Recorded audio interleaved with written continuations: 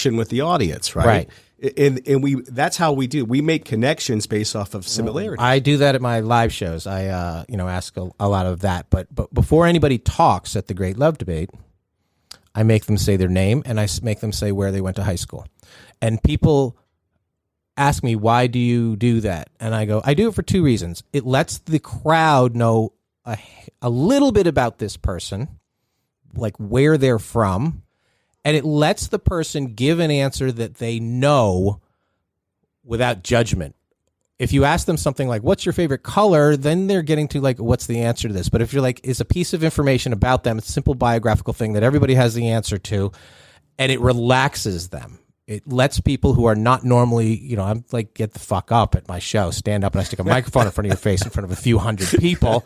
That might freak people out. But if you ask a question that they know the answer to, it's an icebreaker in a public setting that actually really works. We used to sometimes ask people what their horoscope was, their zodiac sign, their astrological sign, whatever it's called. We had to stop doing that because the Scorpio discrimination was too intense. And so it was palpable. Really? And as a Scorpio, it bothered me. So I'd be like, we couldn't do that anymore. But we asked somebody a question that they're comfortable answering. Mm-hmm. You're not saying where you went to college and then somebody's like, well, I didn't go to college or I didn't. You're not, it's just high school. And 99% of the time they graduated from high school. It's an icebreaker. Hello should be an icebreaker, but it's kind of, there's no information coming from hello. No. You're basically leaving it up to them to come back. Online dating, a lot of people say, hey, hi, how's your day? You're basically kicking the responsibility of driving this train to the other person. If you go in there with a set goal, a plan to, I'm going to give you something about me and I'm going to get something back, or I'm going to find out something about you and then I'm going to respond to that. I think that's a better way to do it, right? Yeah, absolutely. And look, connecting is hard. I mean, here we are. We are the only species on this planet that have this. Every other animal on this planet is completely comfortable in their environment. Mm-hmm. And then here we are, the most dominant, species on the planet, and we are so uncomfortable in our own skin. So, when we think about that, it's just hard to connect. And with the things that are going on in this life, it's only harder. So, the goal is really to make sure that we're controlling what we can control about ourselves. Look, if you're and being authentic, mm-hmm. right? Because we all have such high BS detectors nowadays, and especially right in those initial introductions. Right. It's like, is this person just trying to play a part? Right. Or are they real? Are they authentic? So first things first, make a first impression and be authentic. So if you're a cynical person, mm-hmm. That's you. And if you like that edge, right? Don't be something you're not. And then 3 months down the road, it's like, you're not the person I met. Because how many times do you experience that? I get that. I know. I always say for the first 90 days, you're really out with their publicist. You're not really out with the person. The problem is if somebody, and a lot of people, almost out of nervousness, they will lead with sarcasm or they will hide behind the cynicism, whatever, because they don't want to show that they're too emotionally invested or taking things too seriously. That's also tough on the other person. Because, are you saying that because you believe that? Or are you saying that because it's part of your shtick? Or when do I get to the layers? And I was always somebody who was like, well, if I can make them laugh, we're all good here. At some point, there has to be more than that. Right. They don't want to date a clown. Right. They want some authenticity and some emotional layers. We're going to dive a little bit deeper into this. I do got to take a quick break so we can pay the bills around here, and we will be back right after this.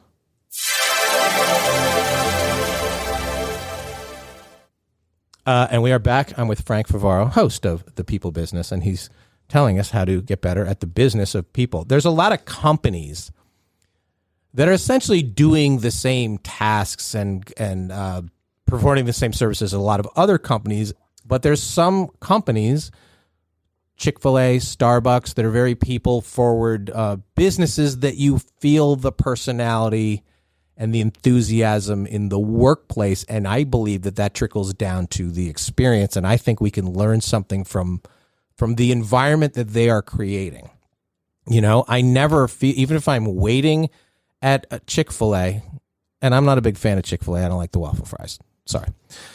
I don't like the ketchup. It's a very complicated ketchup product, but that's another show. I'll deal with that on the Great Food Feud.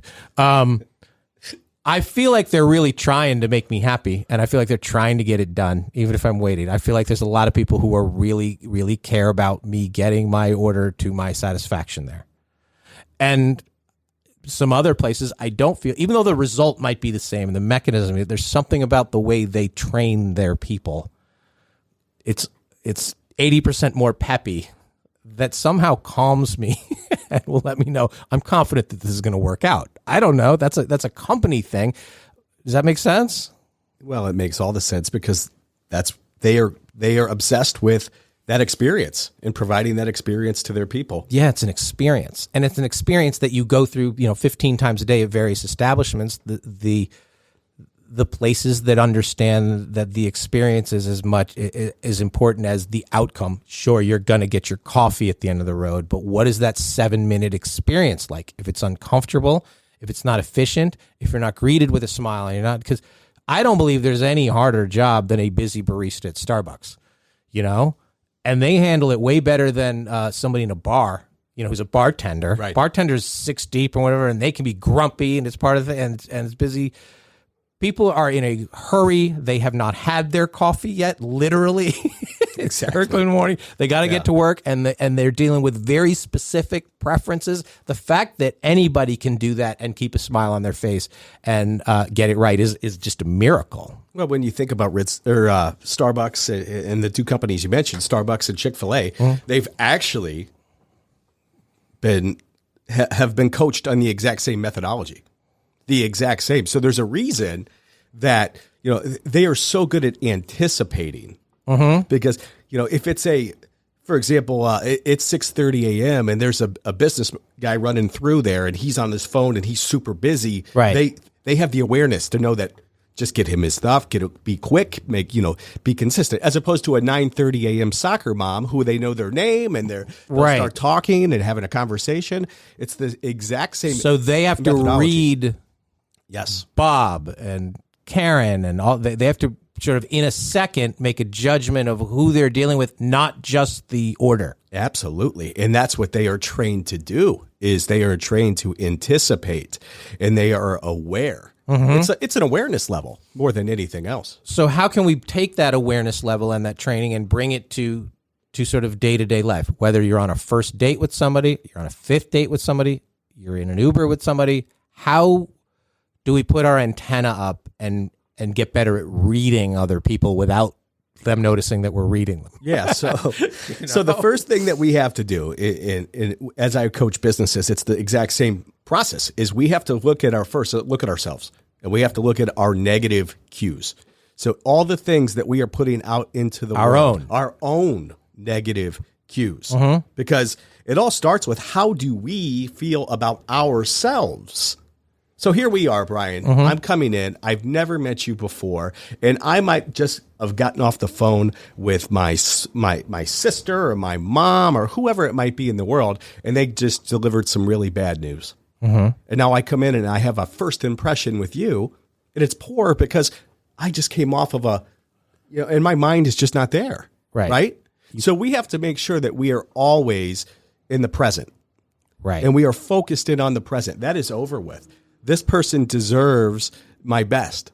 So it's every single interaction, every single time. And they deserve a fair shot and a clean slate. Absolutely. And if we're talking about dating here, too many people are bringing to the first encounter, the first hello, the guy who didn't call them back, the girl who cheated on them.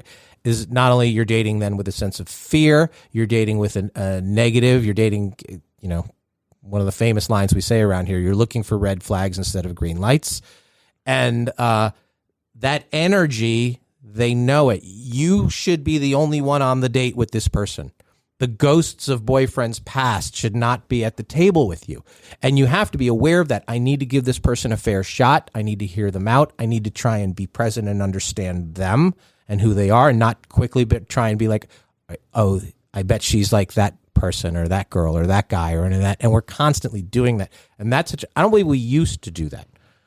I don't believe we used to do that as much. I think we do that now. I think we are carrying around so many data. I think it's our flipping through social media and scrolling through 100 things, that we constantly have these lots of images and personalities rolling through our heads at all times, and we are not there in the moment at hello. That's everything. When you live in the past and think about every other previous, situation and bring it to this situation, or you're in the future and you're thinking about deadlines, issues, things that are coming up in your lives. Yeah. You are setting yourself up for failure. Yeah. If this happened, well, maybe this can happen versus, hello, my name is, what are we doing here? And let's go from here. Let's jump in the pool together.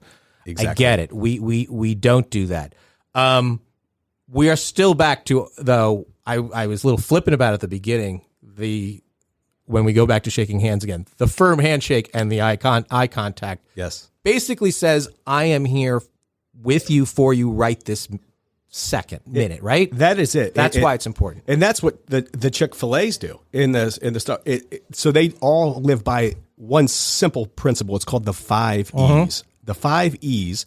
It's eye contact, enthusiastic greeting, ear-to-ear smile. Hello, how are you? With a smile, right? And then number 4 is engage me. Make it about me and not yourself. If you talk about yourself the entire time, right, how does that make the other person feel? Right. And the 5 is educate me. Educate me on why I should do what I should do. Educate me. So the 5 E's, that is something that we can all do, and it provides a great feeling for the other person. And the one that is the challenge, at least when we talk about it in a dating situation, is the talking about yourself, because you're nervous, so you're going to sort of ramble on about you. Simultaneously, you're trying to sell them, or you feel like you are. That leads to you nervously throwing out as much information as possible. You're not intentionally trying to just talk about yourself, but you're basically, it's a job interview, or that's the way you're looking at it, is I need to impress them. I need to sell them. I need to give them all the information that they might need, versus having an actual conversation. Yeah. What about you? Where's your favorite place to travel, instead of just going on this monologue? Well, we all have to understand first, the first step in this whole world is every single human being is a salesperson. Right. We're all selling something. We're trying to persuade and influence. I mean, I'm selling my son this morning on the importance of eating his eggs because he wants to get stronger, right? The teachers are, selling kids on why they need to do their homework tonight, right, to make sure they're getting a good grade. Dentists are selling the importance of flossing. So we have to understand, first things first, we are all salespeople. Now, being a great salesperson comes down to being a great listener. Great salespeople are not those that just spew information. And that's where we get a lot of our mindset is wrong. It's being a great listener. So Dale Carnegie said, who wrote How to Win Friends and Influence People, said, we can gain more friends and business contacts in 2 months by being interested in others than we can in 2 years by getting others interested in us. So it's about being interested in the other person. So asking great questions, getting them to talk about themselves. Right. What do people love to talk about more than anything else? Yeah, I agree with you. It is, they want it to, and they want you to feel like you care about the answer. Yes. A lot of people go into any environment with 5 questions that they think are good questions that are not sort of scaled to the situation or the person that they're with. They need to be questions that you legitimately care about the answer, or that you really are curious about in that you just don't know. They are good when I believe when somebody if you're automatically saying you want fries with that, I feel like that's what you were trained to say. I feel like you don't care about if I want fries with that. But if you ask a question that is, I really want to know this about you, and not only that the information that I might find out from you might engage, entertain, enlighten me in some way, that's a skill, and that's something I think we can all master. Because any encounter or any human interaction should be rooted in curiosity. Yes. The more I want to find out about you, the more I can find out about me, the more I can find out about us. I think that is the initial thing that should kick it all off. And the magic word is care. You have to care. You have to care enough to want that. I need to care about the Uber driver.